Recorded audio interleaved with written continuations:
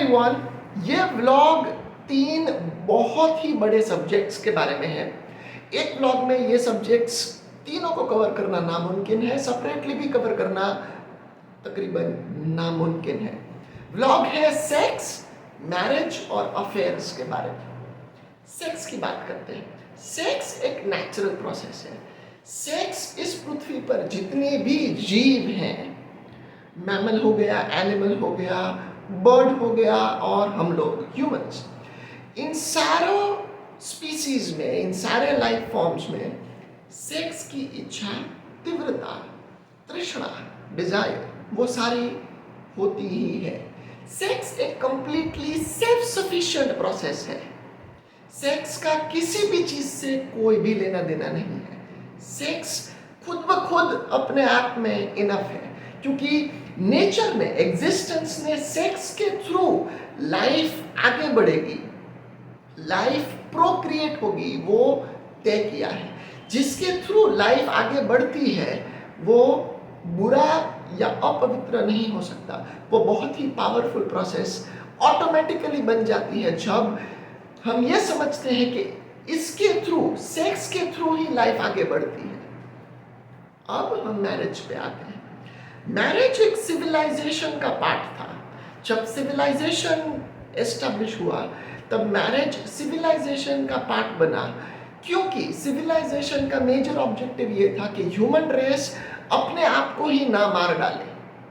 तो मैरिज का concept establish हुआ, जिसका ऑब्जेक्टिव ये था कि स्त्री पुरुष और पुरुष स्त्री का जो संबंध है वो एक दूसरे को कहीं ना कहीं पे उतनी बुरी तरीके से ना अफेक्ट हो नेगेटिवली, जिससे दोनों जेंडर्स को ज्यादा तकलीफ हो। तो इसकी वजह से मैरिज का कॉन्सेप्ट एस्टैब्लिश हुआ। ये one of the main reasons था।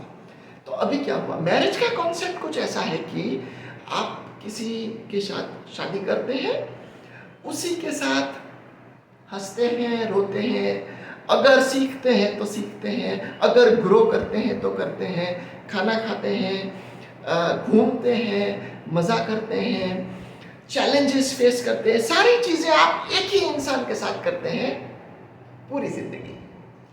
तो जब हम इवोल्यूशन पॉइंट ऑफ व्यू से देखते हैं तो ये शायद तकरीबन नामुमकिन हो जाता है, क्योंकि जब आप अपने आप को या किसी को भी एक इतने संकुचित दृष्टिकोण में डाल देते हैं, तब आप प्रिंसिपल ऑफ चेंज और प्रिंसिपल ऑफ ग्रोथ को डायरेक्टली चैलेंज कर देते हो आप। और सेक्स इसका सबसे इंटीग्रल पार्ट हो गया। अब हम अफेयर्स पे आते हैं। तो अफेयर्स क्या है? अफेयर्स मैरिज का कंप्लीटली ऑपोजिट फैक्ट है। बट आप सारी चीजें जो आप मैरिज में करते हैं, वो सारी चीजें अगर आप मैरिज के बाहर करने लगो या बिना मैरिज करने लगो तो वो अफेयर हो गया। तो अफेयर क्या हुआ? अफेयर यानी मैरिज का दूसरी साइड। हम कोई ये नहीं देख पाए कि मैरिज की वजह से अफेयर का कॉन्सेप्ट एस्टैब्लिश हो रहा है। अफेयर मान लो पीछे के दरवाजे से अंदर आ गया, क्योंकि आगे के दरवाजे पे मैरिज का कॉन्सेप्ट डोमिनेट कर रहा था। तो अफेयर यानी क्या? अफेयर यानी आप किसी और से मेंटली, इमोशनली, साइकोलॉजिकली जुड़ते हैं अपने ग्रोथ के लिए या प्लेजर के लिए या और कोई भी चीज के लिए, वो हो गया अफेयर। तो अगर हम मैरिज के कॉन्सेप्ट को ऐसा जैसे हमने अभी तक एस्टैब्लिश किया है वैसा हम रखेंगे तो डेफिनेटली अफेयर्स इनएविटेबल हो जाएंगे। इनएविटेबल मीन्स वो होंगे ही। हाँ, उसके रेंज हो सकते हैं कि बहुत लोग का अफेयर फिजिकल ना हो, मगर मेंटली तो अफेयर हुआ है। क्यों? क्योंकि अब मेंटली किसी और से जुड़े। अभी किसी और से जुड़ना ऑन ह्यूमन लेवल्स बहुत ही ह्यूमन प्रोसेस है, इसमें कोई गलत नहीं है बात।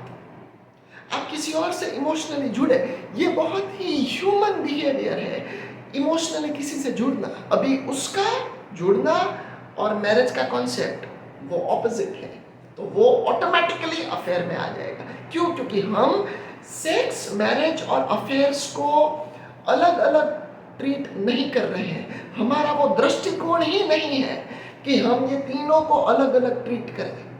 और इसकी वजह से ही हमारी जिंदगी में हम बहुत सारे नॉन रिक्वायर्ड मेस को इनवाइट करते हैं।